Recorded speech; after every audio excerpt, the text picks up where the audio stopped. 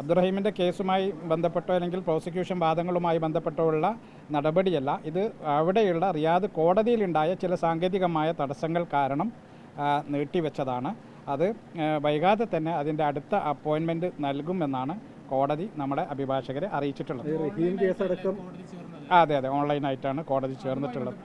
അതുമായി ബന്ധപ്പെട്ട കോടതിയിലുണ്ടായ സാങ്കേതികമായ വിഷയങ്ങളാണ്. നമ്മൾ സജ്ജരാണ്, എല്ലാവരും റെഡിയായിരുന്നു.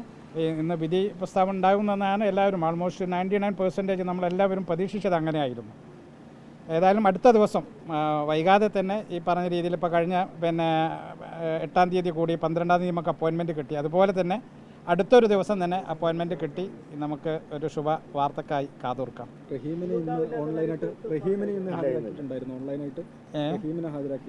ഇന്ന് എല്ലാവരും ഉണ്ട്. റഹീമിൻ്റെ അഭിഭാഷകരുണ്ട്, അതേമാതിരി എംബസി ഉദ്യോഗസ്ഥൻ Yusuf Kakkanchery, power of attorney Siddique തൂര്, അങ്ങനെ തുടങ്ങിയിട്ട് എല്ലാവരും ഓൺലൈനിലുണ്ടായിരുന്നു. ഈ കേസ് വേറെ ഏതെങ്കിലും കേസുകൾ കോടതി പരിഗണിച്ചോ? ഒരു കേസും പരിഗണിച്ചില്ല. റിയാദിൽ ഇന്ന് ആ കോടതി പരിഗണിക്കേണ്ട ഒരു കേസുകളും ഇന്ന് എടുത്തിട്ടില്ല. അത് അവിടെയുള്ള കോടതിയുടെ അത് കൃത്യമായി നമ്മൾ പറയണം. കോടതിയിലുണ്ടായിട്ടുള്ള സാങ്കേതികമായ തടസ്സങ്ങൾ കാരണമാണ് എല്ലാ കേസുകളും മാറ്റിവെച്ചത്. അതിലൊരു കേസാണ് റഹീമിൻ്റെ കേസ്.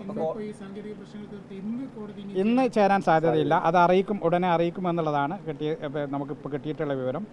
നേരത്തെ ഇപ്പോൾ നമുക്കറിയാമല്ലോ, 8-ാം തീയതി പരിഗണിച്ച കേസ് 12-ാം തീയതിക്ക് നമുക്ക് അടുത്ത ഡേറ്റ് കിട്ടി. അതുകൊണ്ട് തന്നെ വളരെ വൈകാതെയുള്ളൊരു ഡേറ്റ് നമുക്ക് മുന്നിൽ കിട്ടുമെന്നാണ് പ്രതീക്ഷിക്കുന്നത്. സാങ്കേതികത്വമാണ്, മറ്റൊരു രാജ്യത്തെ നിയമമാണ്. എങ്കിലും നമ്മൾ പ്രതീക്ഷിക്കുന്നൊരു കാര്യം നീണ്ടുപോകുന്നതിലുള്ള ഒരു സങ്കടം അല്ലെങ്കിൽ നിരാശയുണ്ടോ? തീർച്ചയായും ഞങ്ങളെ സംബന്ധിച്ചിടത്തോളം ഇന്ന് പൂർണ്ണമായും നമ്മൾ ആ ഒരു പ്രതീക്ഷയോട് കൂടി 100% നമ്മുടെ മനസ്സിലങ്ങനെയുള്ളത്. പറയുന്നത് നമ്മൾ 90% പറയുമെങ്കിലും 100% ഇന്ന് അങ്ങനെ ഉണ്ടാവും എന്നൊക്കെയുള്ളൊരു പ്രതീക്ഷ നമുക്കുണ്ടായിരുന്നു. പക്ഷേ സ്വാഭാവികമാണ്, കോടതിയുടെ കാര്യങ്ങൾ കോടതിയാണ് തീരുമാനിക്കുകയും അറിയിക്കുകയും ചെയ്യുക. അവിടെ ഉണ്ടായ സാങ്കേതിക തടസ്സങ്ങളാണെന്ന് അവരെ അറിയിച്ചു. തീർച്ചയായും നമ്മളത് മനസ്സിലാക്കുന്നു. ആ അർത്ഥത്തിൽ തന്നെ അടുത്ത ദിവസം നമുക്ക് അനുകൂലമായിട്ടുള്ള ഒരു ഡേറ്റ് കിട്ടും എന്നുള്ളതാണ് മനസ്സിലാക്കുന്നത്. സാങ്കേതിക കാരണങ്ങളാൽ കേസ് മാറ്റുന്നു പറയുമ്പോൾ പൊതുജനങ്ങൾക്ക് ഒരു സംശയം ഈ കാര്യത്തിൽ ഉണ്ടാകില്ലേ? എന്താണ് ഈ സാങ്കേതിക പ്രശ്നം, എന്താണ് സാങ്കേതിക, അപ്പോൾ അവരോട് എന്താണ് പറയാനുള്ളത്? അത് നമ്മൾ പറഞ്ഞല്ലോ, ഈ സാങ്കേതികത റഹീമിൻ്റെ കേസുമായി ബന്ധപ്പെട്ട സാങ്കേതിക വിഷയമല്ല, ഒരു ബന്ധവുമില്ല. ഇത് അവിടെയുള്ള മുഴുവൻ കേസുകളും മാറ്റിവെച്ചു.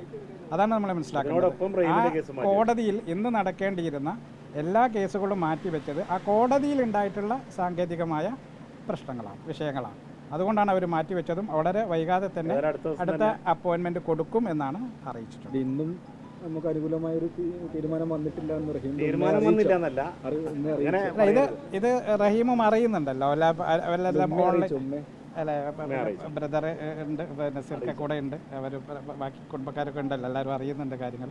ഏതായാലും നമ്മൾ ഇന്ന് പ്രതീക്ഷിച്ചതാണ്. നിങ്ങളെ എല്ലാ സഹകരണത്തിനും വളരെ നന്ദി. വളരെ വൈകാതെ തന്നെ ഒരു സന്തോഷ വാർത്ത നിങ്ങളുമായി നമ്മൾ പങ്കുവെക്കും.